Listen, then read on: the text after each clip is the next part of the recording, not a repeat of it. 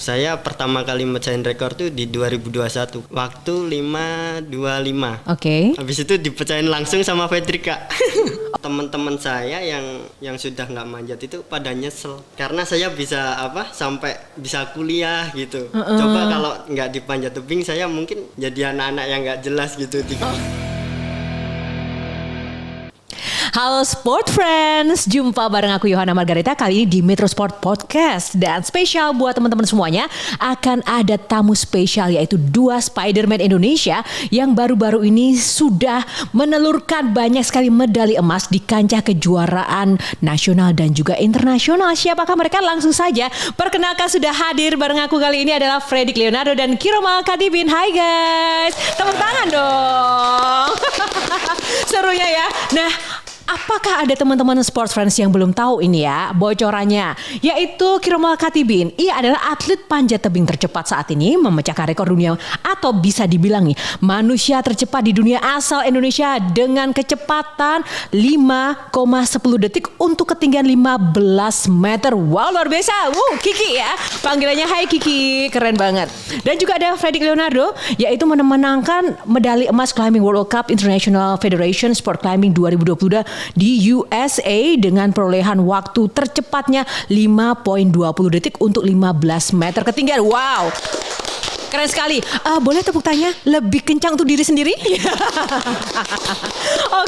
Oke, teman-teman, apa kabar? Sehat Kiki, Fredrik? Alhamdulillah sehat. Alhamdulillah ya, semangat ya. Kemarin aku lihat video kalian ya, memanjat tebing dengan 5 point something detik di ketinggian 15 meter, itu luar biasa banget. Kalian makannya apa sih? Kiki makannya apa, Ki? Kalau makan kita kan ada ramuan spesial? Udah disediain sama hotel kan. Oke. Jadi paling mie, ayam. Boleh makan mie? Ya, boleh. Aduh, padahal aku juga suka makan mie tapi tidak secepat itu ya. Tapi enggak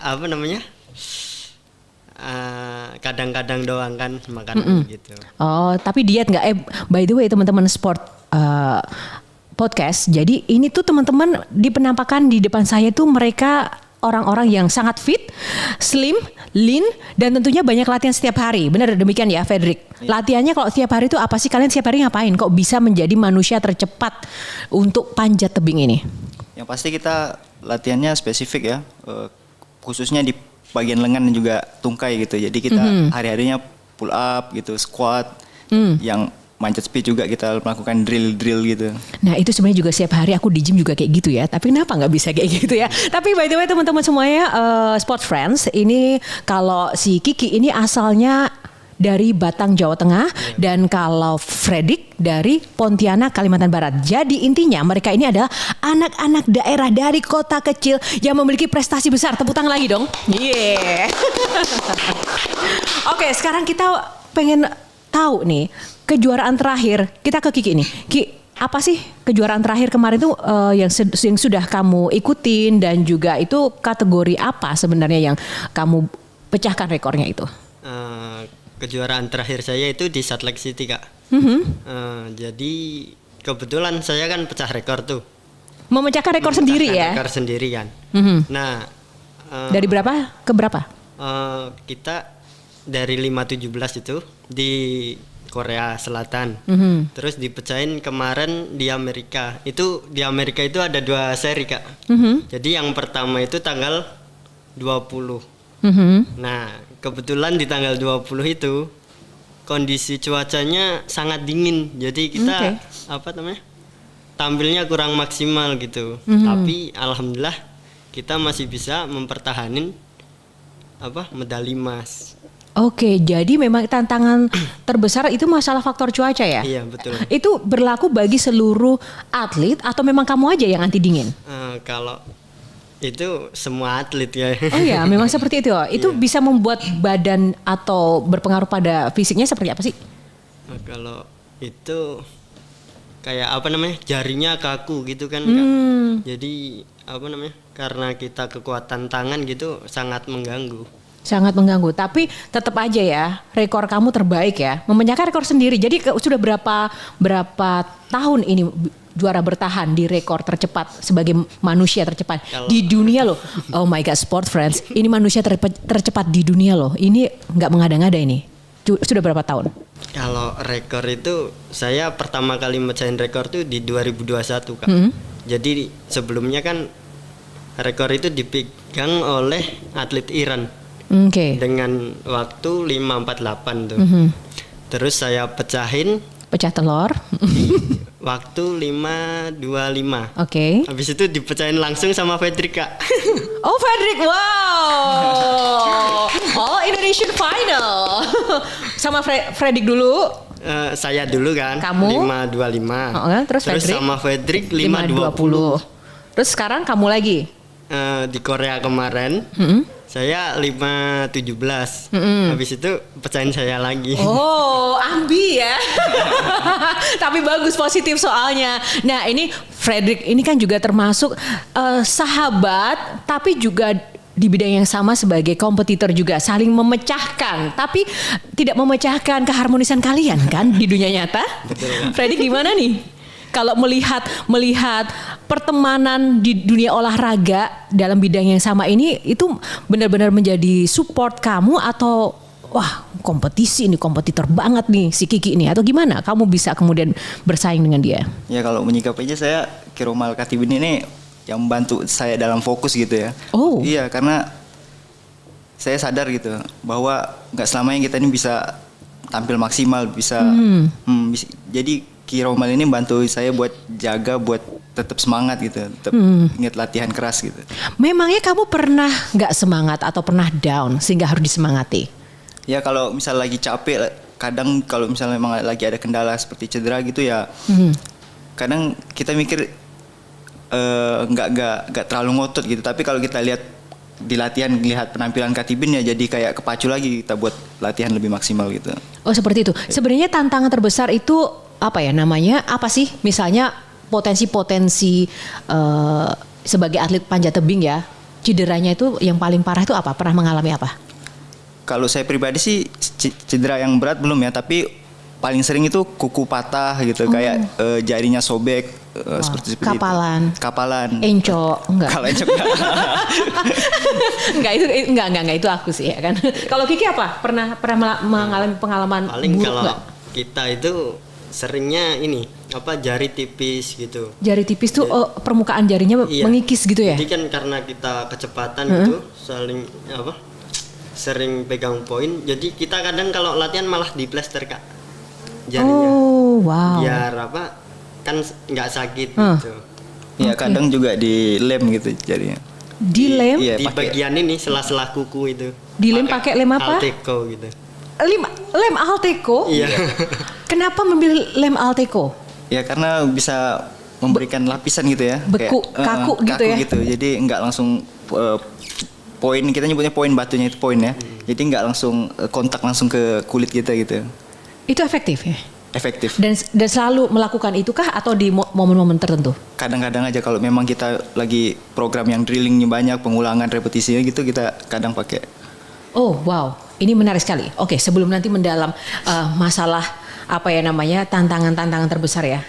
Guys, teman-teman, ini kita tahulah tidak semua orang itu aware dengan yang namanya olahraga panjat tebing. Ya kan, aku juga pernah panjat tebing, turun tebing pernah, tapi tidak seperti kalian karena tidak menyangka juga ini menjadi satu olahraga yang memang akan menjadi kategori khusus gitu ya untuk kejuaraan dunia. Bahkan mungkin orang-orang di luar sana belum tentu loh ngeh gitu kan dengan seberapa kerennya ini olahraga. Oke, sekarang aku mau tanya dulu mungkin ke Fredrik ya. Fredrik, itu gimana cerita kamu bisa-bisanya nih jadi atlet panjat tebing? Emang cita-cita dari awal atau mungkin seperti apa? Ya awalnya nggak ada cita-cita di situ. Ketika saya SMA gitu ya, saya bergabung di organisasi pecinta alam. Nah dari situ oleh pembina saya dikenalkan dengan olahraga panjat tebing dan dari situ saya mulai tertarik sama olahraga panjat tebing. Suka alam juga, Mapala gitu suka? Iya, saya suka kegiatan outdoor seperti itu. Sejak saat itu menggeluti? Iya, menggeluti dan concern di situ. Dari tahun berapa sudah menggeluti bidang ini? Kalau yang seriusnya itu di 2014. Tapi kalau kenalnya dari 2012 waktu kelas 1 SMA gitu. Kelas 1 SMA. Iya. By the way, ini Fredrik usianya 25 tahun loh, masih muda. Tepuk tangan dong. Wow, sudah jadi juara dunia, medali emas, luar biasa. Nah, Fredrik ini kan panjat tebing ini banyak konsekuensi dan resikonya. Tidak dipungkiri ada konsekuensi nyawa juga loh. Seandainya ada gagal gitu atau mungkin ada kecelakaan, amit-amit ya. Tapi itu konsekuensi yang memang selalu diukur oleh para atlet dalam bidang olahraga apapun. Nah, tidak semua orang tua mendukung itu. Kalau orang tua Freddy gimana melihat pilihan anaknya? Awalnya orang tua memang nggak terlalu setuju ya, karena olahraga ini memang nggak terlalu populer gitu di lingkungan masyarakat, dan saya coba buat menggeluti, dan pendapat dari orang tua saya nggak, ini olahraga ini berbahaya buat kamu gitu. Berbahaya, bagaimana kamu meyakinkan kedua orang tua? Ya karena saya latihan gitu kan, dan akhirnya menghasilkan prestasi, dan dari situ orang tua akhirnya ya udah nggak apa-apa kalau memang itu pilihan kamu, ya udah lanjutin. Artinya kamu menjawab keraguan orang tua dengan pembuktian nyata ya? Iya benar. Nah, kemudian pernah ada mengalami masa bentrok dengan orang tua atau mungkin clash atau seperti apa? Kalau terkait dengan pilihan hidup ini?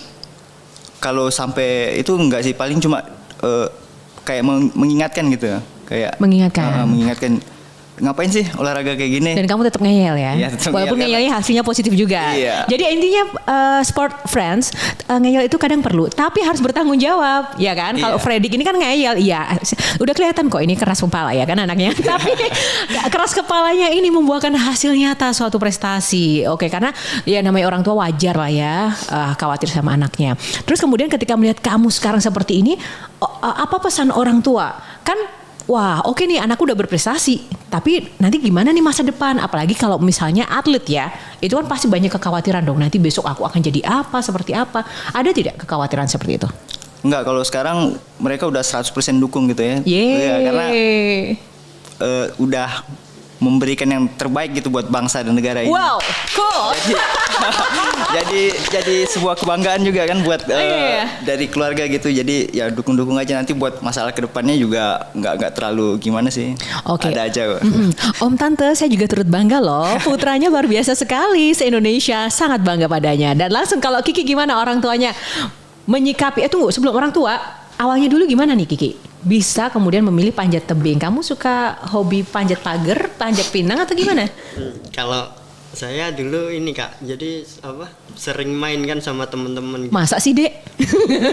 Jadi apa? Bener kan Kak?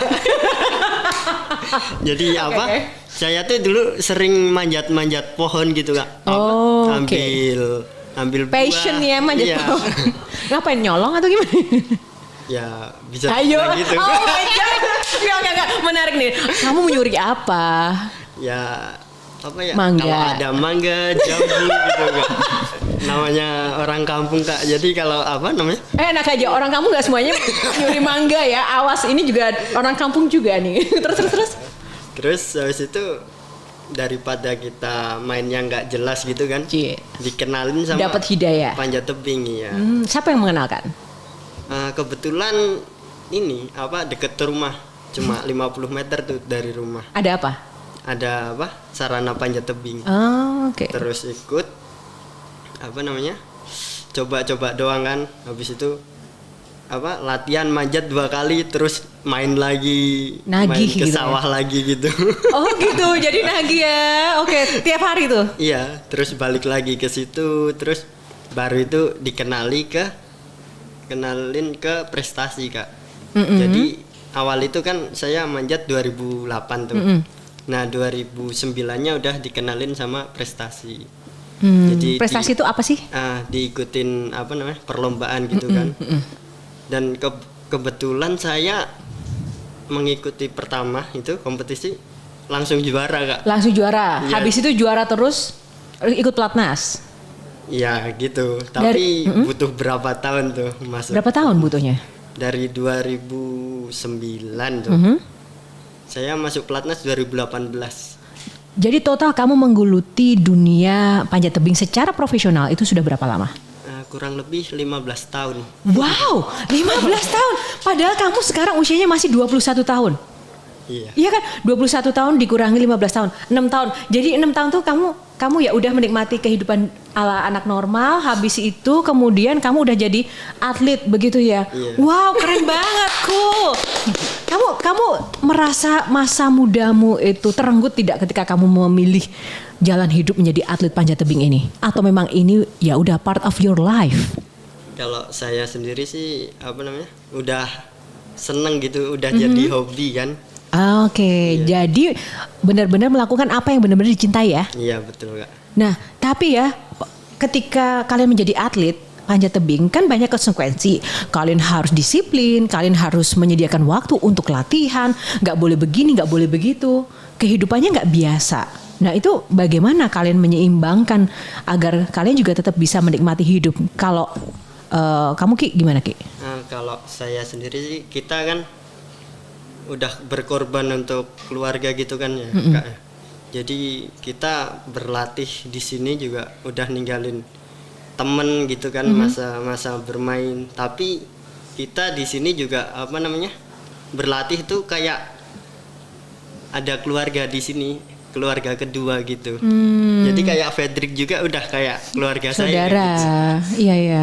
Jadi nggak pernah merasa kesepian dan selalu benar-benar bisa menikmati dan bersyukur ya jalan hidup dan juga berkatnya bentuknya jauh lebih luar biasa seperti ini ya. Ini hanya masalah bentuk kehidupan aja ya yang kadang harus kita benar-benar nikmati dengan sungguh-sungguh. Kalau Fredrik gimana itu tadi menikmati masa-masa yang mungkin tidak seperti orang-orang atau anak-anak di luar sana di usia muda ya kan, yang bebas mungkin main, jalan-jalan atau mungkin seperti apa, malah kamu mendedikasikan hidup kamu gitu sebagai atlet untuk negara. Ya itu emang udah jadi pilihan saya waktu itu ketika direkrut ke Platnas kan saya posisinya masih kuliah gitu. Dan akhirnya saya harus milih nih apakah saya pendidikan atau panjat tebing, dan akhirnya saya milih panjat tebing. Dan pilihan saya itu emang ada konsekuensinya gitu. Jadi saya harus meninggalkan pendidikan, meninggalkan keluarga dan fokus gitu. Harus menjalani kehidupan di Platnas yang disiplin dan juga harus latihan keras seperti itu Kak. Meninggalkan pendidikan tuh maksudnya gimana? Ya kuliahnya saya cuti gitu Kak. Oke. Cuti kuliah. Tapi sebenarnya syarat untuk bisa menjadi bagian dari tim Platnas panjat tebing atau menjadi atlet panjat tebing itu sebenarnya apa sih requirement-nya yang memang harus dipenuhi, Fredrik? Kalau itu sebenarnya keputusan dari kepala pelatih ya Kak.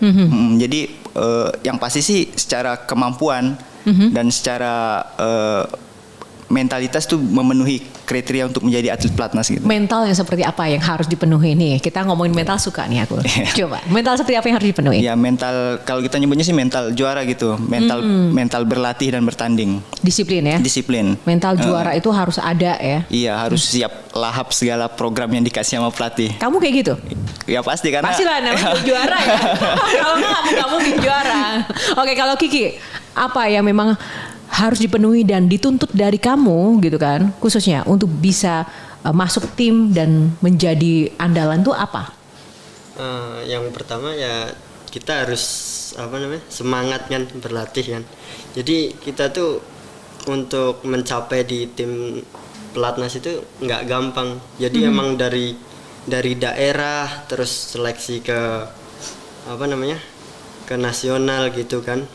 Jadi itu kita selalu dipantau Kak. Jadi untuk pengambilan tim itu sangat ketat gitu. Nah, kalau ngomong-ngomong soal mental tadi, menurut diri kamu sendiri, menilai diri kamu sendiri, kekuatan terbesar kamu tuh apa sehingga kamu bisa menjadi manusia tercepat di dunia saat ini? Ini nggak main-main ya Kiki, manusia tercepat di dunia. Kamu udah ngalahin Spider-Man dan siapapun di dunia ini loh, dengan jumlah penduduk miliaran orang.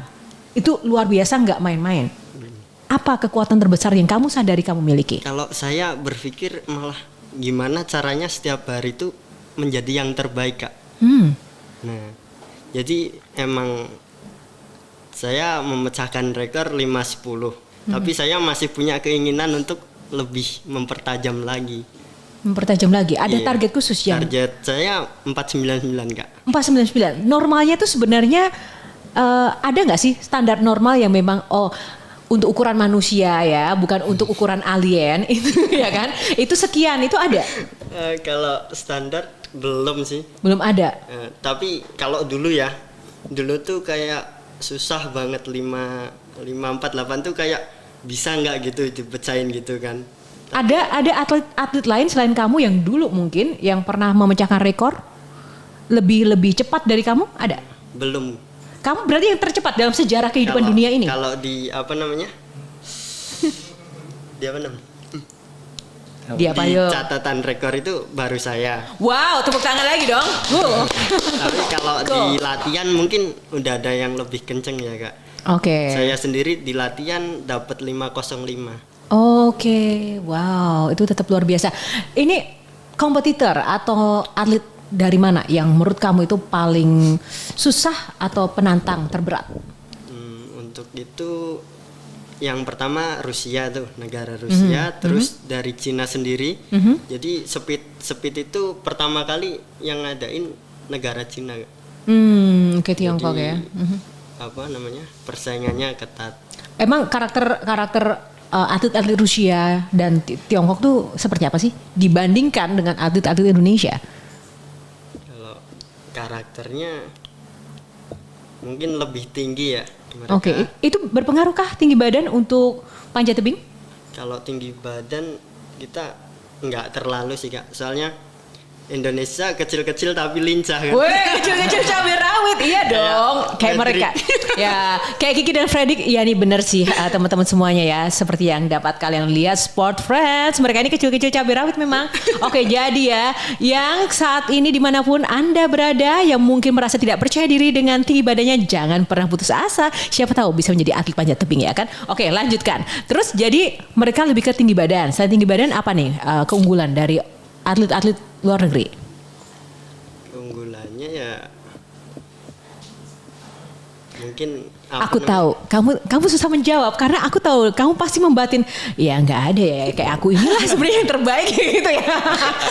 tapi nggak boleh jumawa ya. Tapi aku tahu aku tahu maksudnya bahwa ya ketika kita sudah berada di titik terbaik ini ya pada akhirnya kita bisa mengalahkan segala tantangan dan juga tidak bisa juga mengcompare diri kita ya dengan orang lain karena Kiki dan juga Fredrik yang aku tahu tadi kita ngobrol gitu kan emang orang yang sangat tahu tentang kapasitas, tentang kelebihannya itu kan juga mental juara ya. Jadi benar-benar tidak mudah untuk minder walaupun mungkin ada orang yang lebih hebat kompetitor. Itu mental juara nggak sih Fredrik menurut kamu? Ya itu menurut saya bagian dari mental juara seperti itu. Kalau kamu sedang bertanding gitu, pernah nggak ngerasa nervous dan apa yang kamu lakukan agar kamu bisa tetap fokus untuk mencapai goals atau target yang kamu inginkan? Kalau nervous ya pernah waktu di awal-awal pertama kali ikut event internasional. Terus yang bantu saya tetap fokus ya saya ingat gitu. Latihan saya yang udah saya lakuin berjuta-juta kali pengulangan pemanjatan gitu. Nggak mungkin saya sia-siain di kompetisi hanya karena nervous lihat atlet dari luar negeri yang lebih tinggi badannya dan terus. Nggak keder ya. Iya.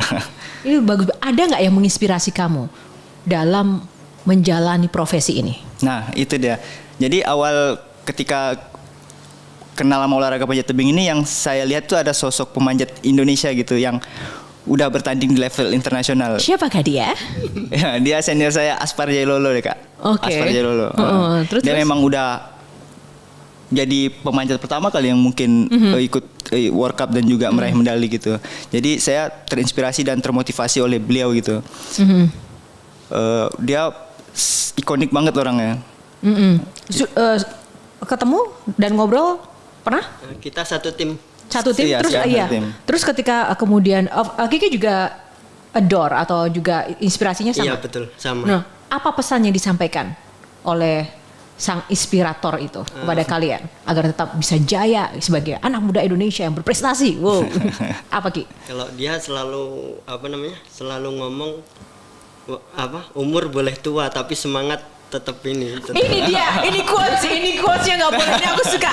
Umur boleh tua tapi semangat harus tetap muda. Tetap muda. Boleh diulangi sekali lagi apa? Umur boleh tua. Umur boleh tua, semangat harus muda. Fredrik belum ngomong. Sekali lagi yuk. Umur boleh tua tapi semangat harus muda. Ini aku suka ya kan.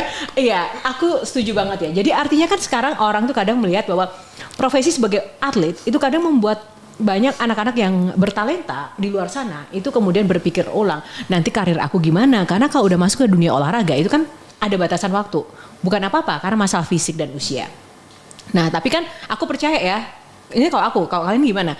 Bahwa ya pada akhirnya ketika kita melakukan yang terbaik dan kita berprestasi, pada akhirnya yang lain-lain akan ngikutin. Kalian sempat merasa khawatir tentang masa depan nggak ketika kalian memilih jalan hidup ini? Fredrik dulu. Kalau dari saya malah panjat tebing ini masa depan saya. Yeah. So cool. Yeah. Benar ya? Yeah. Jadi kamu sempat kepikir nggak besok 5 atau 10 tahun dari sekarang aku mau jadi apa sih? Akan tetap di panjat tebing atau apa ya yang kamu lakukan dengan bekal kamu ini? Kalau nggak kenal panjat tebing mungkin saya udah jadi guru mungkin ya, jadi guru. Tapi karena saya udah fokus dan memang ini hobi dan memang ini menghasilkan ya, dan dari situ akhirnya segala sesuatunya ngintil gitu. jadi saya nggak terlalu khawatir masalah masa depan ya. Karena do your best di momen saat ini ya. Yeah. Karena kita nggak pernah tahu ya kita akan hidup di dunia ini sampai kapan ya kan. That's good idea. Terus kalau Kiki gimana? Pernah nggak ngerasa khawatir? Aduh 10-20 tahun besok gue mau jadi apa gitu? Kalau saya malah panjat tebing sama masa depan saya. Jadi emang dulu tuh kan kita yang cerita di kampung itu kan manjat bareng-bareng gitu. Teman-teman saya yang sudah nggak manjat itu pada nyesel. Kenapa? Karena saya bisa sampai bisa kuliah gitu. Coba kalau nggak di panjat tebing saya mungkin jadi anak-anak yang nggak jelas gitu di kampung. Kok ngomong nggak jelasnya sambil lihat aku sih. Oh gitu ya. Jadi dari panjat tebing ini kalian juga banyak benefitnya ya. Iya. Boleh dikasih tahu dong benefit dari hasil kerja keras kalian itu apa yang sudah didapat Kiki? Kalau saya tentunya sekolah pertama itu dari SD sampai kuliah sekarang saya dapat beasiswa. Jadi, wow, keren sekali. Terus dari sampai sekarang di provide ya hidupnya ya. Iya, betul. Cool. Kalau Fredrik, apa benefit yang benar-benar paling dirasakan mengubah hidupmu ketika jadi atlet panjat tebing? Ketika jadi atlet panjat tebing ya yang pasti pengalaman yang saya dapat gitu, bisa bertanding di luar negeri, terus punya kenalan orang-orang yang luar biasa seperti atlet, juga orang-orang yang sangat penting di Republik ini juga. Tapi kalian masih ingin melanjutkan sekolah lagi atau gimana nggak sih, Fredrik? Kalau kepengen sih ya pengen mau lanjut S2 gitu. Lanjut S2. Iya. Kalau Kiki? Kalau saya S1 belum selesai Kak. Belum selesai, Jadi dilanjutkan masih dulu. semester 8. Masih semester 8 ya. Karena masih 21 tahun juga ya, masih banyak waktu, tapi tetap cita-cita untuk melanjutkan pendidikan itu selesai ada ya? Harus ada dong. Masa kamu mau jawab enggak? Oke. Terus kemudian ngomong-ngomong nih, kalian punya waktu luang nggak sih untuk bersantai, untuk menikmati kehidupan pribadi gitu ada?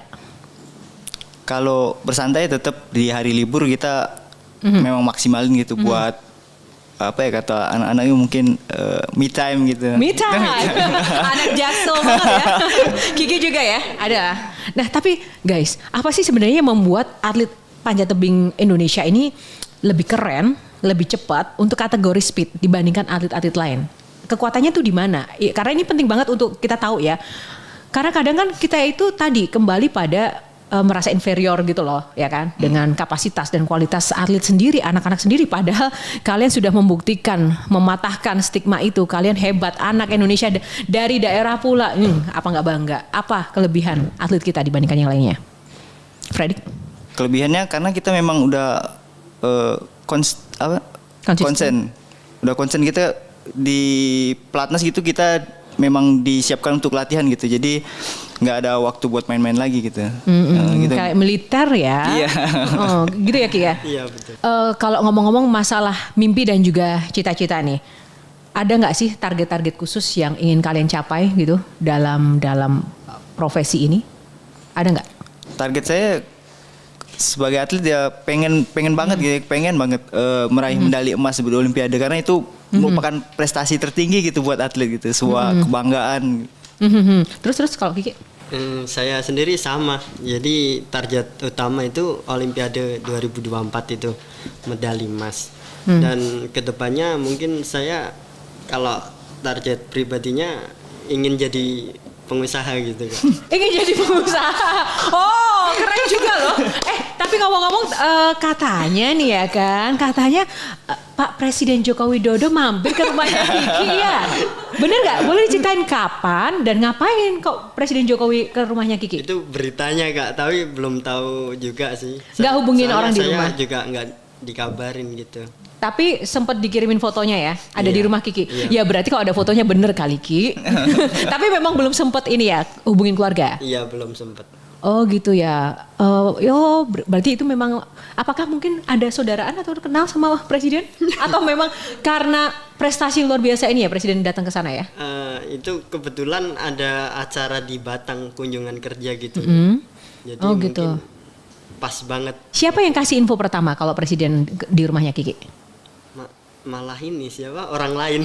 Orang lain ya, orang rumah malah enggak ya, pengennya Iya, belum. kasih surprise pengen ketemu Kiki tapi malah nggak ketemu, ketemunya orang tuanya ya. Nggak tahu juga itu Kak. Loh, iya ya. Oke teman-teman, ini seru banget ya. Nanti kita mau ngobrol-ngobrol santai, tapi aku mau kasih game sekalian dulu ya. Kan kalian atlet nih, udah khatam lah ya sama yang namanya permainan, iya kan?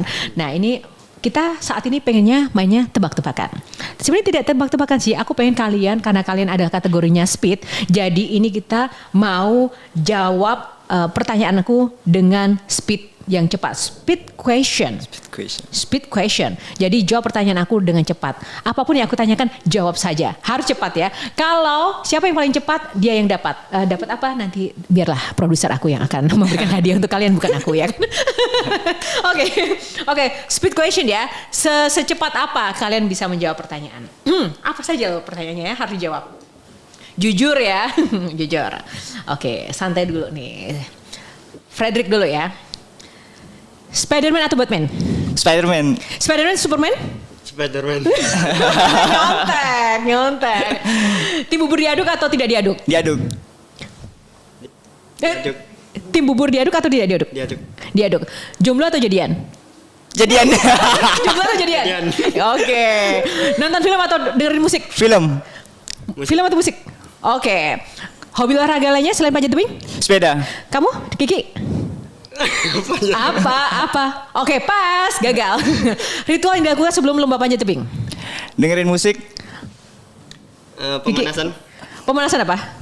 Lari-lari Lari-lari di mana? di tempat. Di tempat mana? Ini bisa follow up question ya. Terus, momen terbaik saat panjat tebing sejauh ini apa? Podium. Podium. Pecah rekor. Rekornya berapa? 5-10. Dari? Oke, pas. Terus, moto hidup. Lakukan yang terbaik. Kiki, moto hidup. Selalu menjadi yang terbaik. Oke, bakso mie ayam? Mie ayam. Sate bakso? Belum, sate bakso? Bakso. Aku atau dia? Aku. Bercanda. Oke, tepuk tangan teman-teman ya. Aduh, ini masih banyak sih sebenarnya pertanyaan-pertanyaan aku, tapi karena kita masih ada waktu, kita pengen ngobrol-ngobrol lagi yang pasti dari hal yang sudah kalian lakukan sampai sejauh ini. Apa yang benar-benar kalian ingin bagikan kepada teman-teman kita di luar sana? Kunci sukses atau kunci tujuan hidup agar goals kita ini bisa tercapai dan tidak mudah putus asa. Itu sebagai anak muda itu harus gimana? Apa? Boleh dong kasih bocorannya, Frederick. Kalau buat anak-anak muda, yang menurut saya yang paling penting itu komitmen dan konsisten. Seberapa penting arti komitmen buat Frederick? Sangat penting, karena kalau kita bisa komitmen dengan sesuatu yang kita pilih, insya Allah nanti kesuksesan akan jadi jalan hidup kita. Oh my God, wow, so cool, keren ya. Jadi di dunia ini harus butuh komitmen dalam banyak aspek ya. Yeah. Oke, termasuk percintaan juga harus komitmen ya. Kamu jangan sampai ya player di olahraga ya, tidak boleh di kehidupan percintaan. Ayo, ini ketawanya udah ini nih ya kan. Oke, kalau Kiki apa nih yang bisa dibagiin untuk teman-teman di luar sana? Yang pertama itu mimpi ya, tujuan mimpi. Jadi kayak memilih gitu kan. Kalau sudah yakin itu kita harus tekunin itu, dan kita harus sampai tujuan gitu, tetap semangat. Jadi apapun yang udah kita jalanin itu nggak bakal mengkhianati hasil gitu. Nah, ini pertanyaannya penting. Kadang orang tuh dihadapkan dengan suatu pilihan yang membingungkan. Bagaimana untuk meyakinkan diri kita bahwa apa yang kita pilih itu benar? Nah, kalau itu kan kayak semisal kita milih sekolah atau olahraga nih. Nah, jadi kebetulan saya juga begitu Kak. Jadi disuruh milih sekolah atau olahraga. Saya malah lebih ke olahraga. Jadi emang karena bakatku mungkin di olahraga. Jadi alhamdulillah sampai sekarang saya bisa juara dunia, bisa pecah rekor gitu. Artinya juga bisa mengerti apa yang menjadi passion diri. Iya. Nah, kalau menurut kalian nih, ini gongnya nih. Kita ngomong soal passion. Kalau kalian sendiri, kalian tahu bahwa ini adalah passion kalian, itu setelah kalian menjalani atau sebelum kalian memilih pilihan hidup ini, kalau Fredrik? Ketika saya menjalani. Setelah menjalani baru tahu ini passionnya? Iya, karena awalnya kan panjat tebing yang saya lakuin tuh cuma bernilai kayak adventure doang, kayak cuma ngolahragain diri. Tapi akhirnya ketika itu menjadi hobi saya dan akhirnya saya diarahkan ke olahraga prestasi, ya awalnya semuanya dari passion. Dari passion ya, kemudian dari sekedar mencoba, dari hobi dan akhirnya passion. Iya jadi passion. Oke, kalau Kiki? Saya dulu malah di tengah-tengah jalan gitu sempat berpikir kayak mungkin nggak ya saya bisa juara dunia gitu kan. Tapi karena saya tekuni itu dan menjadi kenyataan. Oke, jadi itu pun juga muncul seiring berjalannya waktu. Iya, jadi berjalannya waktu itu baru sadar kalau nggak ada yang nggak mungkin gitu kan. Nggak ada yang nggak mungkin. Berarti Sport Friends bisa aku simpulin ya, bahwa ketika kita sudah memilih suatu pilihan hidup apapun itu pasti ada resiko. Bisa benar, bisa salah. Tapi kunci kita tahu bahwa apa yang kita pilih itu benar atau salah, kita lakukan yang terbaik dulu. Ya nggak sih? Karena kalau misalnya kita lakukan setengah-setengah, kita nggak akan pernah tahu hasilnya akan seperti apa. Apakah ini memang passion atau bukan. So ini contoh yang bagus banget dari Fredrik dan juga dari Kiki ya. Bahwa ketika mereka memilih jalan hidup itu, mereka lakukan dengan konsekuensi resiko. Tidak ada sesuatu yang tanpa pengorbanan dan ada harga yang harus dibayar, yaitu apa? Pendidikan, keluarga dan orang tua, tapi mereka melakukan yang terbaik. Dan dari perjalanan itulah mereka menemukan passion yang mengantarkan mereka menjadi manusia tercepat di dunia asal Indonesia, asal Batang dan juga Pontianak. Tepuk tangan dong dimanapun Anda berada. Oh my God, ini keren banget ya teman-teman. Guys, terima kasih loh, kalian tuh duo keren banget, duo Spider-Man Indonesia yang di kesempatan ini juga tidak hanya berbagi untuk teman-teman kita di luar sana, Sport Friends di luar sana dimanapun mereka berada, tapi juga suatu kehormatan ya, aku bisa berhadapan dengan dua pahlawan pembawa nama harum Indonesia yang besok juga masih akan terus latihan dan juga berlaga di kancah-kancah internasional lainnya. Ini pelajaran sekali buat aku untuk terus persisten dengan passion yang sedang digeluti tentu saja ya. Terus kemudian tadi umur boleh tua tapi semangatnya harus muda. Untuk kita semua ya teman-teman tim dari Metro Sport Podcast ini penting banget. Dan yang ketiga adalah semangat. Nah, oke, sebagai penutup, aku sih sebenarnya kok susah ya untuk mengakhiri perbincangan ini, tapi mau gimana ya, mencari-cari aja ini pembicaraan. Tapi gini, sebagai penutup closing statement.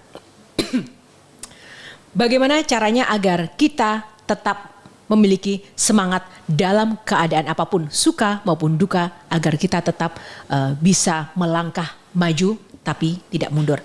Fredrik, closing statement. Tetap ingat dengan tujuan di awal. Tujuan di awal?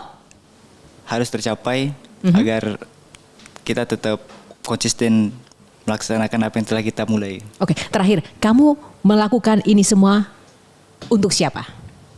Saya lakukan ini semua buat nama bangsa Indonesia. Wih, keren. Kiki? Tetap ingat tujuan.